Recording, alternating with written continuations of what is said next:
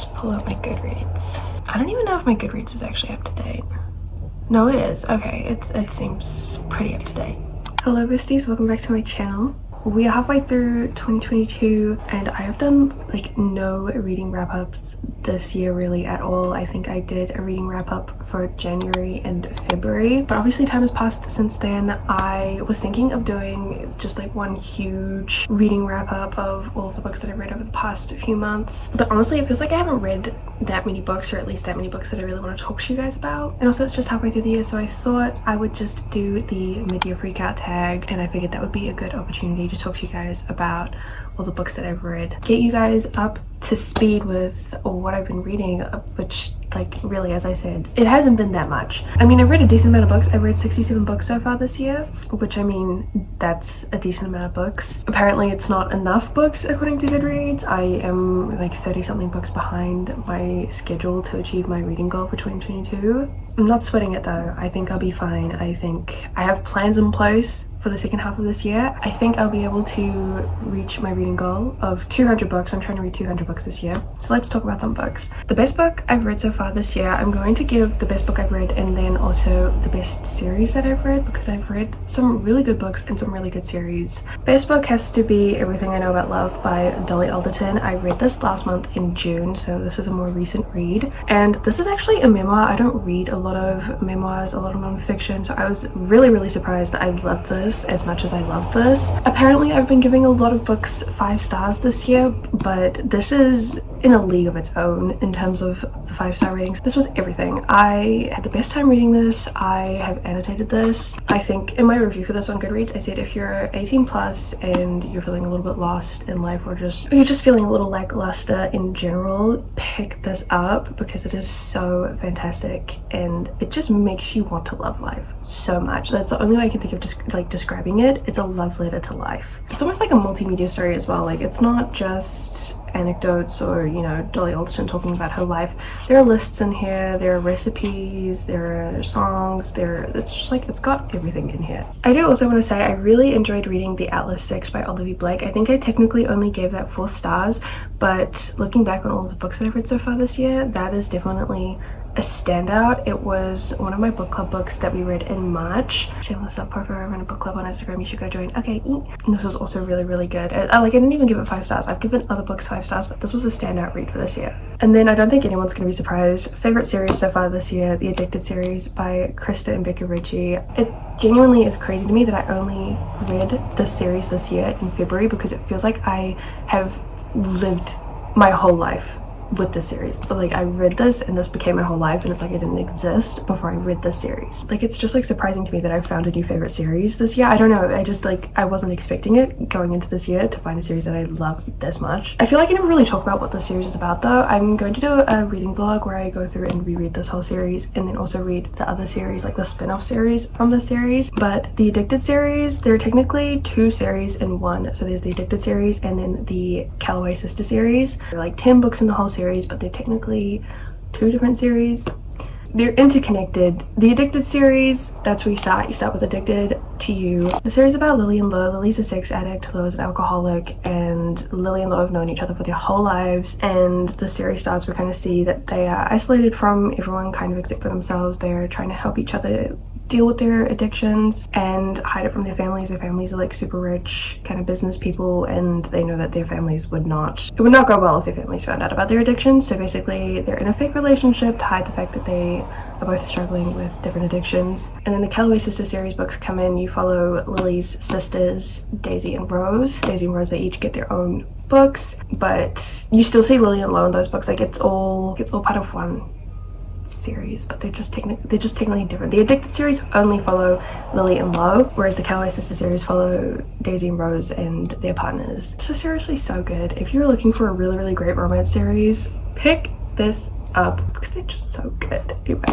I have read a lot of other series this year, and easily the Addicted series is my favorite, but I do also want to mention the Mindfuck series by St. Abbey. I read this series in January, so I have talked about it before, but seriously, this was so good. This is a romance series between a serial killer and an FBI agent, and they're dating, but the FBI agent doesn't know that the current case that he's working on is the case around his girlfriend, the serial killer. Like, he doesn't realize he's trying to find his girlfriend. Does that make sense? Really, really good. Honestly, the covers are so atrocious. Like, you look at these covers, you think they're just going to be the filthiest, sexiest things you've ever read. They're actually not. Surprisingly, it was very low on the smut content, and honestly really it goes really into detail about Lana, the serial killer, why she's killing all these people, and like the solving of the case. It's kind of more like a crime romance than anything, but it's really, really good. Definitely trigger warnings for a whole bunch of things. Murder, obviously. Lana's a serial killer. There's a lot of talk of like sexual assault and abuse and things like that though. Like, it's a dark romance, so definitely tread carefully. But this, I had like the best time reading this series. It was so good. Even though I've read a lot of series this year, the next question is, what's the best sequel you've read? And honestly, I'm not too sure if I have like a favorite sequel. I think if I had to pick one, it would probably be Terms and Conditions by Lauren Asher. I think I gave this 5 stars. It's like a fake arranged marriage romance between the CEO of basically like a fictional Disneyland. He is the CEO of this huge like fake Disneyland. Basically, to come into the company, he needs to honor his grandfather's will, and his grandfather wants Declan, that's the guy, the CEO, to marry and start a family, and so he has to find a wife, and he basically just makes his assistant Iris find him a wife, and she tries her best, but all of the women end up leaving Declan for some reason or another, and eventually Iris is like, I'll take one for the team, I'll marry you, listen, it doesn't have to be real, obviously, we can just get down to business, get married, have a child, we'll divorce in a year or 2, but obviously that's not how it goes. It's a romance book. Of course they fall in love. I am a hoe for fake dating, fake marriage, all that sort of stuff. I really enjoyed this, but like honestly looking back on it, it doesn't really stand out to me, so I don't know. Otherwise I would say I really enjoyed The Bully by Sophie Lark, which is I think the 3rd book in the Kingmaker series. I really liked this. The Kingmaker series, it's like a mafia romance series, and it's technically a sequel series to one of Sophie Lark's other series, and so the Kingmakers follows all of the kids from this other series, and all of these kids go to this private academy to learn how to be in the mafia, learn how to be mafia bosses and things like that. This book follows Dean, who is basically the villain, the antagonist in the first 2 books, and his romance with Kat, who is the younger sister of one of the protagonists from the other books, and I just loved the whole thing. I loved the relationship, I loved the romance, I loved the dynamic. It's very kinky. This book is very kinky, so if you're not into hard kink, maybe don't pick this up. But not only did I like the romance and like the smut and all that, I really liked the plot. There's a very dark plot to go with this. I mean, it's a mafia romance, so of course there's kind of like a dark plot, but I thought this was the best one of the series. I really liked it. I think this is probably my favorite Sophie Lark book that I've read of hers, and surprisingly this year I've read a lot of her books. I think another sequel, it's technically the 6th book in a series, but Dead Man Walking by Gianna Darling. I am hoping to do a video on this series. I read all of these books for a Smuts Along video, but I'm not gonna lie, I'm not sure if that video is going to happen because I hated almost every single book in the series except for this one, the 6th one, the last one. I'm so glad that, well, I'm not glad that I read the other books, but I'm glad I decided to pick up the 6th one because it was so good. So this series, the Fallen Men series, is centered around this motorcycle gang. So each book follows like a different member from the motorcycle gang and their romance, and this one follows a character who honestly hasn't really been mentioned a lot in the other books. His name's Priest. He is like the group's killer, and then there's B, who is the younger sister of one of the other characters from one of the other books, and B is like this good little Christian girl. Like, she's super cute, super girly, she always wears pink, she ties her hair up in little bows, but she's like really into true crime. She has a true crime murder mystery podcast, and she becomes the target of a serial killer. Not that a serial killer is trying to kill her, but a serial killer starts sending her dead people. It's really gross. Again, another dark romance book that I really liked. I'm in a very dark romance mood this year, but this is really good. Priest obviously is also like a bit of a killer himself, and he decides to protect B, and it's like very much opposites attract, very much man who doesn't feel anything, and then he like meets the love of his life. Honestly, I liked this one because it's not like Priest didn't feel anything and then B comes along and he's like, wow, I feel all these things. It's romantic in such a weird way, but he's like, B is my heart. Like, I don't need to feel things because B feels everything for me, and I will protect her with my life. Boy, did I eat that up. It's so good. I really liked this. I think I technically gave all 3 of these books 5 stars, but again, I don't know, they stand out but not really at the same time. Does that even make any sense? I liked them. I would say these are probably the best sequels that I've read. I probably can't choose between the three of them. They're all equally as good. What's a new release that's come out that you haven't read yet but you really want to? I honestly have not been keeping up to date with a lot of new releases, but Twisted Lies by Anna Huang just came out on June 30th. I haven't read it yet. I'm hoping to buy the books this week, and when they arrive I'm gonna read them. Twisted Love is my favorite, which honestly I feel like is an unpopular opinion. I feel like everyone really loves Twisted games, and Twisted Hate came out earlier this year, back in January. I think I have talked about it. I did read it. I really liked it. I think I gave it 4 stars, but I think Twisted Lies is going to be my favorite because it's fake dating. Like, I have been waiting for this one to come out so I can read it and absolutely love it. It also follows arguably one of the most interesting girls, like, out of the friendship group. So the whole series follows this group of friends: Ava, Bridget, Jules, and Stella. And so we've had all the other girls' books. Stella is, there's something about her. She's quiet, she's shy, she's a little bit introverted, but she's like a social media model star. She's super famous online. I don't know, I just feel like I'm gonna love her so much. And her romance is with a like CEO billionaire kind of guy. He owns the building that she currently lives in, and from what I've heard, I don't know how the fake dating starts, but I think she has a stalker or something, and so he helps her deal with the stalker, something like that. I think it's gonna be really good. I'm so excited to read it.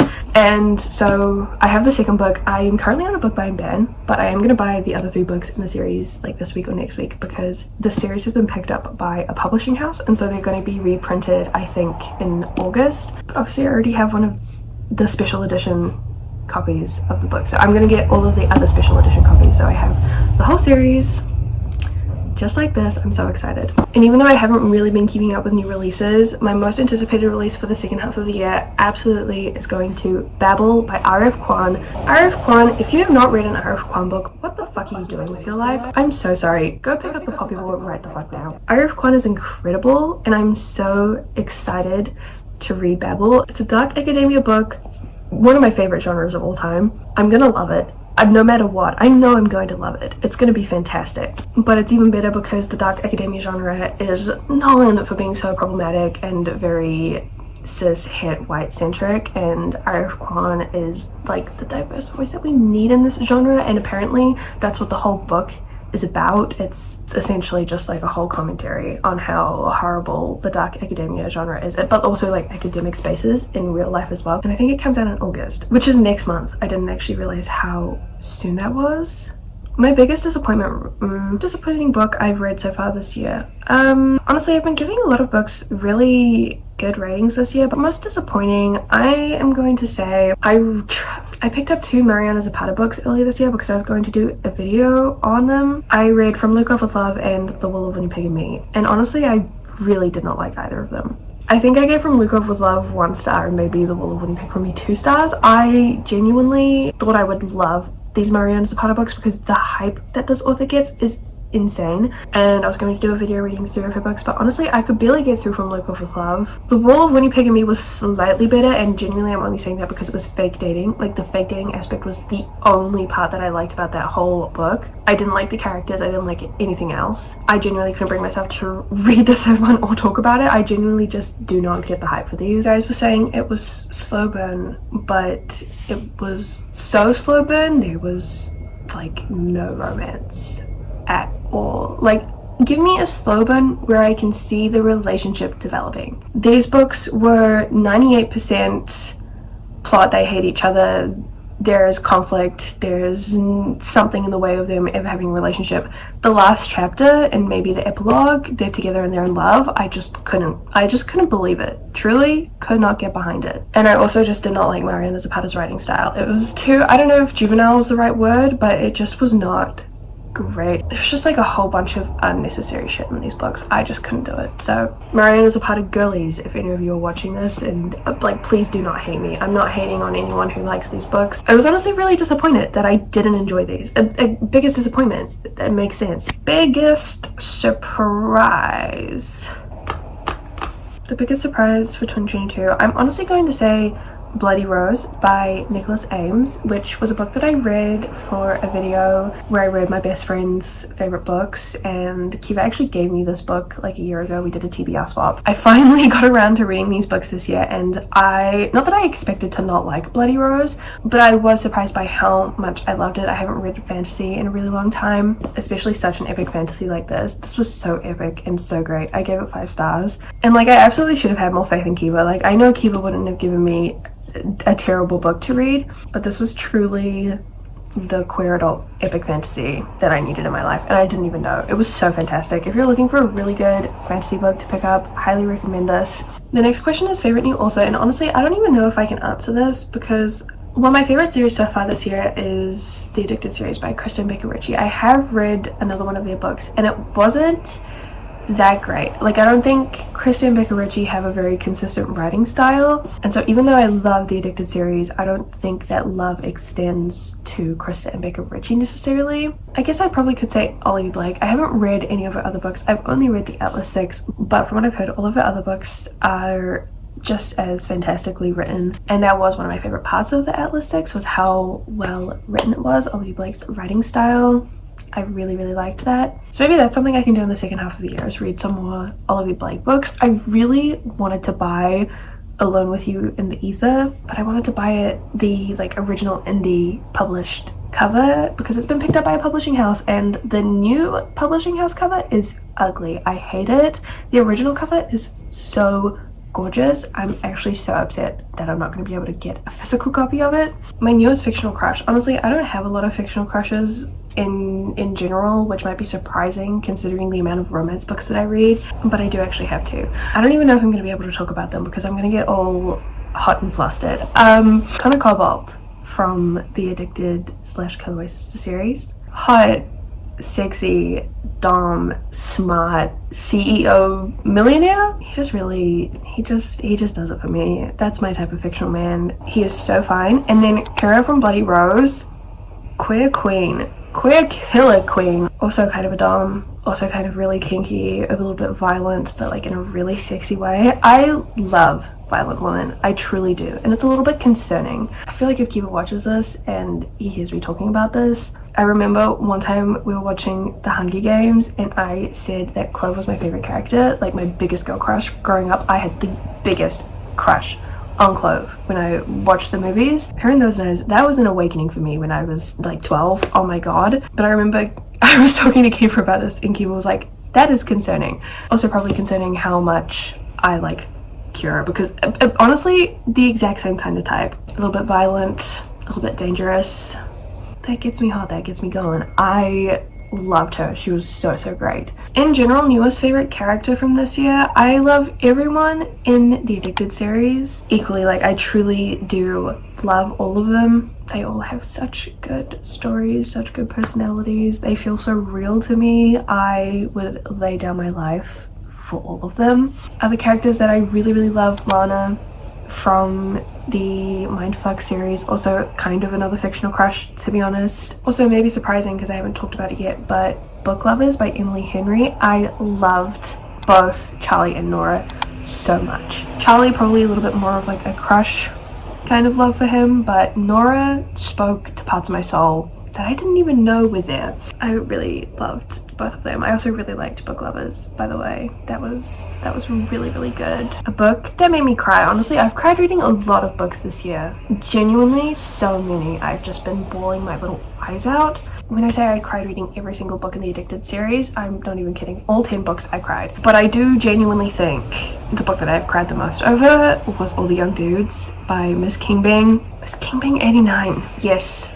This is a fan fiction. It's a long one too. It's like the length of 7 books. It's like the length of the entire Harry Potter series, which is what it is a fan fiction of. It's like a previous generation fan fiction of Harry Potter. But the way that I cried for like 2 days straight finishing this, but also just for like a whole day after I finished this, I just couldn't stop crying.